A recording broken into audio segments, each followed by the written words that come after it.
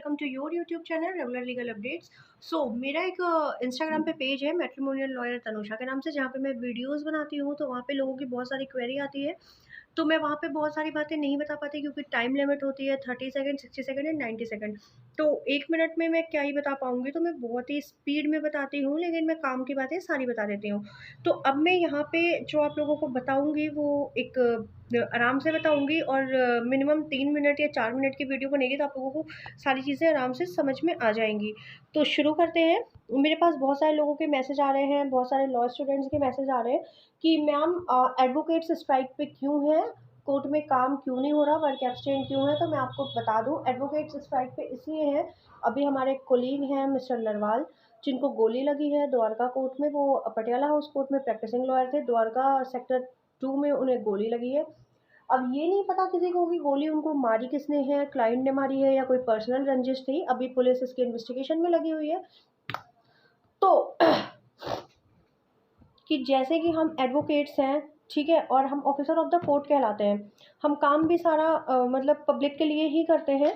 तो हमें हमें कभी भी कोई भी प्रोटेक्शन नहीं मिली हुई है कि उन्हें गोली मारी किसने है, किसी क्लाइंट ने मारी है या किसने मारी है, कोई पर्सनल रंजिश है, क्या है। तो इसलिए जो एडवोकेट्स हैं, मैं यानी कि हम और आप लोग भी कई सारे इसमें एडवोकेट्स होंगे जो मेरी वीडियो देख रहे होंगे। तो हम एक एडवोकेट प्रोटेक्शन एक्ट की मांग कर रहे हैं, जो कि अभी रिसेंटली राजस्थान स्टेट ने जो है पास किया है, एडवोकेट प्रोटेक्शन बिल। उसके बाद वो बिल के बाद वो एक्ट पास हो गया। तो एडवोकेट प्रोटेक्शन एक्ट क्या है? देखो, एडवोकेट प्रोटेक्शन एक्ट एडवोकेट्स के प्रोटेक्शन के लिए है, जैसे कि डोमेस्टिक वायलेंस प्रोटेक्शन एक्ट है, जुवेनाइल एक्ट है, उसी तरीके से एडवोकेट प्रोटेक्शन एक्ट हम मांग रहे हैं। जैसे domestic, simple example domestic violence act, तो इसमें महिलाओं के अधिकार के बारे में बात की गई है, महिलाओं के अधिकार को प्रोटेक्ट किया गया है एक कानून के ज़रिए। उसी तरीके से एडवोकेट प्रोटेक्शन एक्ट मांग रहे हैं हम, जिसमें कि लॉयर्स के राइट को, एडवोकेट्स के राइट को प्रोटेक्ट किया जाए कि अगर अनफॉर्चुनेटली उन्हें कुछ हो जाता है ना, अगर उन्हें कोई गोली मार देता है या अनफॉर्चुनेटली ऐसा कुछ भी हो जाता है, तो एट लीस्ट उनकी फैमिली को इतना कॉम्पनसेशन मिले कि उनके बीवी बच्चे परेशान नहीं हो, सड़क पर नहीं आए, उनका कोई लोन चल रहा हो वो क्लियर हो जाए, इवन उनके बच्चों की स्कूल की पढ़ाई नहीं मिस हो, उनकी फीस पे हो जाए। तो इसलिए एडवोकेट सिंपल से डिमांड कर रहे हैं एडवोकेट प्रोटेक्शन एक्ट के लिए, क्योंकि पब्लिक इंटरेस्ट में काम करते हैं एडवोकेट्स, है ना। तो इसलिए उन्हें एडवोकेट प्रोटेक्शन एक्ट की डिमांड है, और आई थिंक ये डिमांड वैलिड है। मैंने अभी एक वीडियो डाली थी इन रोहिणी कोर्ट के सामने पब्लिक जाम का, तो कई लोगों ने उस पर कमेंट किया था कि मैम आप लोग इतने समझदार होते हुए भी पब्लिक जाम करवा रहे हो।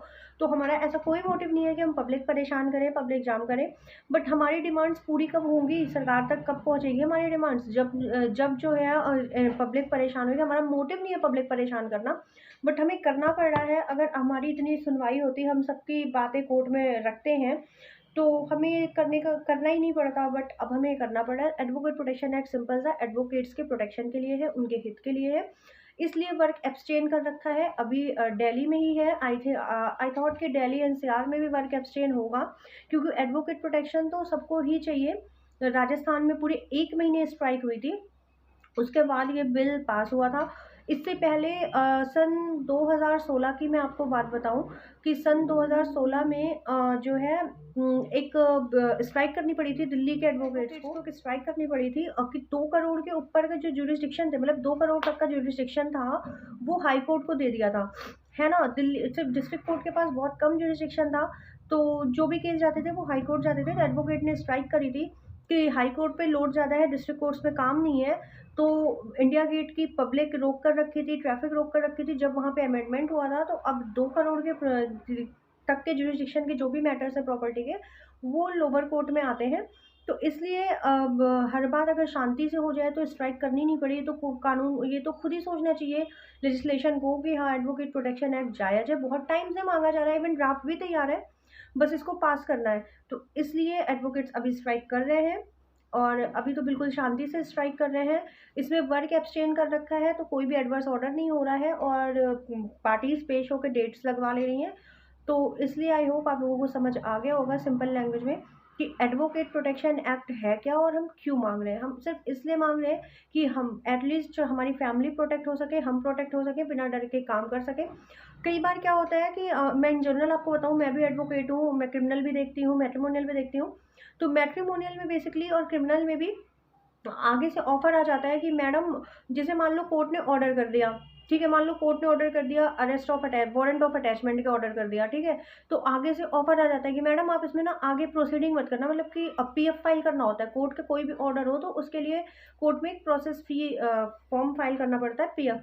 तो मैडम आपको ना मैं आपकी भी फीस दे दूंगा, अपोजिट पार्टी जो भी होती है, इसमें पीएफ फाइल मत करना आप, मतलब आगे प्रोसीडिंग ही मत चलाना। तो मैं वही, देखो हर किसी के काम करने का तरीका अलग अलग है, सबके अपने उसूल है, आप कैसे काम करते हो। तो इसलिए मैं कह रही हूँ कि धमकियां आती हैं आगे से, अच्छा पीएफ फाइल कर दिया, अच्छा देखते हैं, अच्छा उस वकील ने करा, भाई वकील कुछ भी नहीं करता, जो भी कोर्ट ऑर्डर कर, इवन जज भी कुछ नहीं करता, जज भी जो है कानून की किताबों से बाउंड डाउन है, एडवोकेट भी कानून की किताबों से बाउंड डाउन, जज भी वही करेगा जो कानून की किताब में लिखा है, एडवोकेट वही रिप्रेजेंट करेगा जो कानून की किताब में लिखा है, पढ़ते दोनों सेम कानून की किताब है, बस वो जज बन के बैठे हैं और वकील साहब रिप्रेजेंट कर रहे हैं। हर काला कोट पहनने वाला वकील भी नहीं होता, हर चीज़ का इंटरप्रिटेशन होता है, हर सेक्शन का इंटरप्रिटेशन होता है, हर चीज़ों को आपको जज साहब को समझानी होती है, कोर्ट आपकी बातों से सेटिस्फाइड होगा तो करना, कोर्ट ने करना वही है जो बेयर एक्ट में लिखा है, ठीक है, तो आप कोर्ट को वही चीज़ समझाओगे जो बेयर एक्ट में लिखी है। अब आप कैसे समझाओगे, ये आपका प्रेजेंस ऑफ माइंड है, ये आपका तरीका है। तो मैं इसलिए कह रही हूँ कि जज भी कुछ नहीं करता, किसी की तरफ कहते उस जज ने गलत ऑर्डर पास कर दिया, नहीं, जज कोई गलत ऑर्डर पास नहीं करता, जज भी उस बुक से बाउंड डाउन है, जिस बुक से हम बाउंड डाउन है, जिस बुक से आम पब्लिक बाउंड डाउन है, जिस बेयर एक्ट में आप आते हो ना अपनी रेमेडी लेने, उसमें सारी चीज़ें लिख रखी है, हर कोई उसी के अकॉर्डिंग चलता है, तो इसमें किसी की गलती नहीं होती। लेकिन लोगों को लगता है अच्छा उस वकील ने बेल अपोज करी है, ऐसा कर देते हैं, जैसे मान लो कोई क्रिमिनल है तो उसकी हम बेल उसकी मान लो बेल लगा देते हैं, ठीक है, लगा दी, तो अपोजिट जो भी कंप्लेनेंट है, मान लो मैं कंप्लेनेंट की एडवोकेट हूँ और किसी की 376 में बेल लगा दी किसी एडवोकेट ने, तो भाई मैं तो अपोज ही करूंगी ना कि नहीं इसको बेल नहीं दी जाए, तो वो जो एक्यूज अंदर है या फिर जो उसके घर वाले, उन्हें लगेगा कि अच्छा इन मैडम ने बेल अपोज करी है तो इनको देख लेंगे, इनको उड़वा देंगे, तो लोगों की ये थिंकिंग है। तो इन चीज़ों को रोकने के लिए हम एडवोकेट प्रोटेक्शन एक्ट की मांग कर रहे हैं और आई थिंक ये मांग हमारी जायज़ है। प्लीज़ वेंडर्स की आवाज़ को इग्नोर करिएगा, घर में वीडियो बना रही हूँ तो प्रॉब्लम होती है, मैं होल्ड करके दोबारा से बनाती हूँ। सिंपल लैंग्वेज में मैंने आपको समझा दिया, जैसे डोमेस्टिक वायलेंस प्रोटेक्शन एक्ट है वैसे ही एडवोकेट प्रोटेक्शन एक्ट की हम डिमांड कर रहे हैं। ये मेरी फर्स्ट यूट्यूब वीडियो है। अब मेरा जो नेक्स्ट टॉपिक है वो ये होगा, मेरे पे 2-3 स्टूडेंट्स के मेरे इंस्टाग्राम पेज से कॉल आ चुकी है कि मैडम ये बताओ मैं लॉ स्टूडेंट हूँ, सुप्रीम कोर्ट विजिट कैसे करें, तो मैं नेक्स्ट डिटेल वीडियो इस टॉपिक पे बनाऊंगी, सुप्रीम कोर्ट विजिट कैसे करें। तो आप, मेरा पेज है मैट्रिमोनियल लॉयर तनुषा के नाम से, 15.1K फॉलोवर्स है उस पर, तो आप फॉलो कर लीजिएगा। मेरा कोई और पेज नहीं है, कोई फैन पेज नहीं है, कुछ भी नहीं है, सिर्फ 15,000 फॉलोवर है थोड़े से, तो आप वहाँ पे फॉलो कर लीजिएगा। बाकी यहाँ पे भी प्लीज़ आप सब्सक्राइब करके जाइएगा अगर आपको वीडियो पसंद आई, और आपको किस टॉपिक पे नेक्स्ट वीडियो चाहिए आप कमेंट में बताना। आई होप मेरे समझाने का तरीका आपको अच्छा लगा होगा। अगर कोई भी डाउट है तो आप कमेंट्स में बता दीजिए, मैं उसे ठीक करके दोबारा आपको समझा दूँगी। Thank you so much for watching my video. Thank you. Please like, share, subscribe. Thank you.